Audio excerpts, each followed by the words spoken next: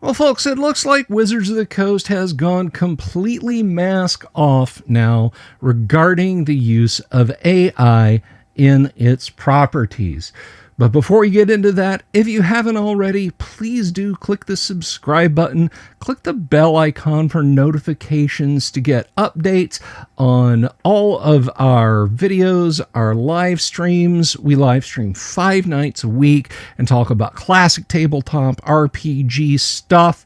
We have guests, we have live plays, and of course there's interstitial news videos like this that I like to bring folks as news happens. So with that said, let's go ahead and get right into it. Now, we've talked about Wizards of the Coast and their on again, off again, on again, off again attitude regarding AI. They dug their heels in at first and said, we're dead set against AI.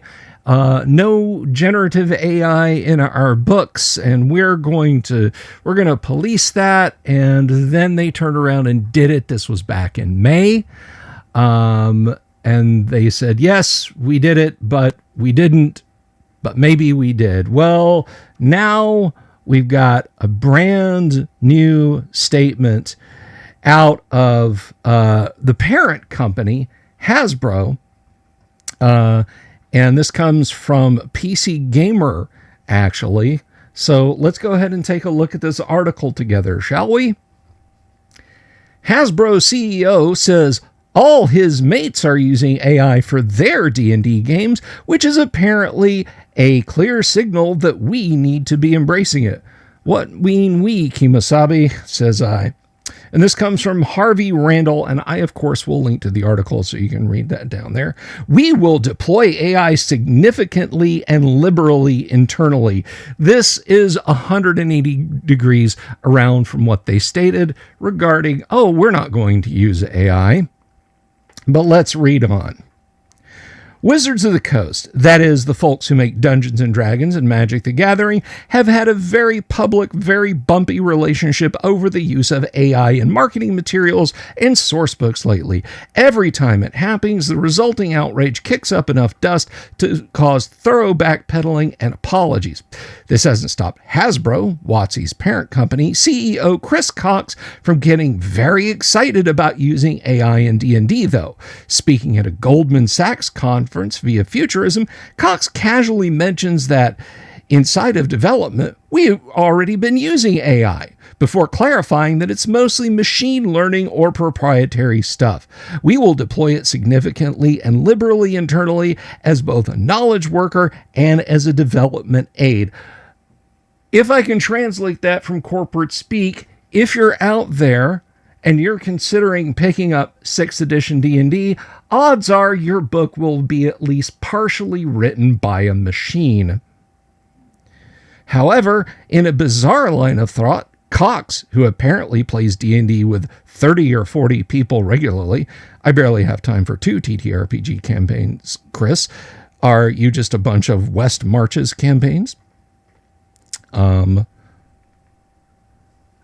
Notes that there's not a single person who doesn't use AI somehow for either campaign development or character development or story ideas. That's a clear signal we need to be embracing it.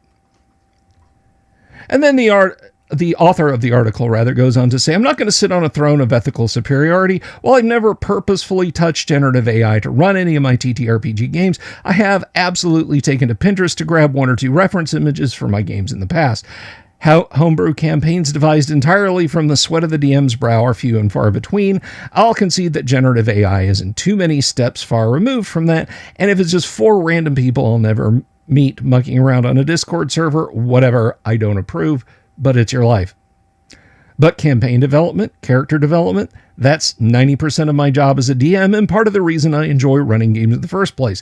Cox continues, The themes around using AI to enable user-generated content, using AI to streamline new player introduction, using AI for emergent storytelling, I think you're going to see that not just our hardcore brands like D&D, but also multiple of our brands. And then it goes on to say, the enthusiasm runs countermand to the spirit of Wizards' AI artifact released not too long after the above controversies, which reads, Magic and D&D have been built on the innovation, ingenuity, and hard work of talented people who sculpt these beautiful creative games. As such, we require artists, writers, and creatives contributing to Magic TCG and the D&D TTRPG to refrain from using AI generative tools to create final Magic or D&D products. In fairness, this is specifically referring to AI art, but it's a far cry from Croc's seeming hunger for the stuff. So, let me just address the elephant in the room. Writing is art. Creating Dungeons and Dragons books is an art.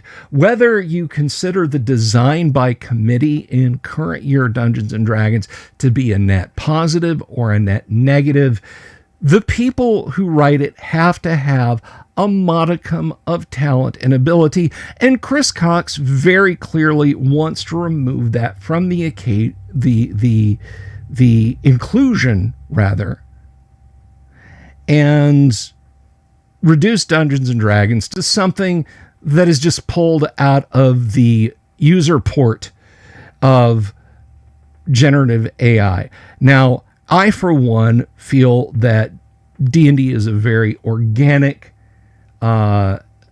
very thought-provoking experience, whether you're creating or whether you're playing.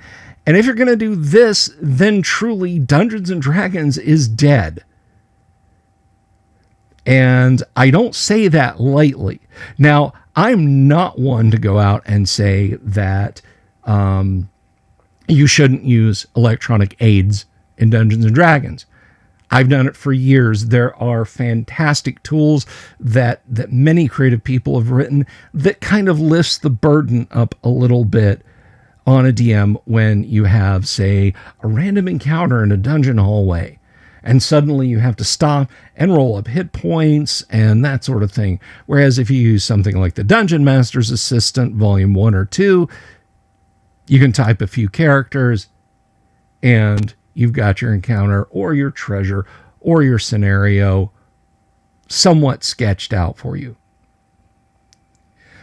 But what Chris Cox is talking about here is basically just handing everything over. And in my opinion, I personally think that this is, if this is what Wizards of the Coast wants for Dungeons and Dragons, if this is what Chris Cox wants Dungeons and Dragons to be, then it is a death knell for Dungeons and Dragons. Now, I'm not going to edition war anymore about D&D. I've made all the jokes. I've had all the arguments. Whatever entry point someone comes into D&D as is a good thing. And I say this to my fellow old schoolers, that if somebody learns to love classic Dungeons and Dragons, but they started with 6th edition, with 5th edition, 4th, 3rd, 2nd, whatever, that's fine. We can show them a good time. And lots of people who have never played AD&D or original D&D or any of the early versions of basic D&D, but started with 5th edition or even with 4th edition and turn around and check out classic Dungeons and Dragons, more often than not, they say, hey, that's pretty cool and I want to try that out. It is an organic experience. It is something to be created by people and enjoyed by people. And if this is what we've been reduced to, if Chris Cox thinks that this should be the future of Dungeons and Dragons, then Dungeons and Dragons is dead. Anyway, I'd like to know what you guys think about it. Of course, is this just histrionics on my part? Am I just being completely too over the top this time? And as to the matter of can this affect the old school stuff, they're going to train their AI on it, right? But, we'll have to see. You guys, let me know down in the comments below what you think. I personally think this is a very bad turn, but again, leave a comment down below. Let me know what you think. Again, if you haven't already, please click the subscribe button. Please click the bell icon for notifications. And just remember, we don't take no crap from a machine.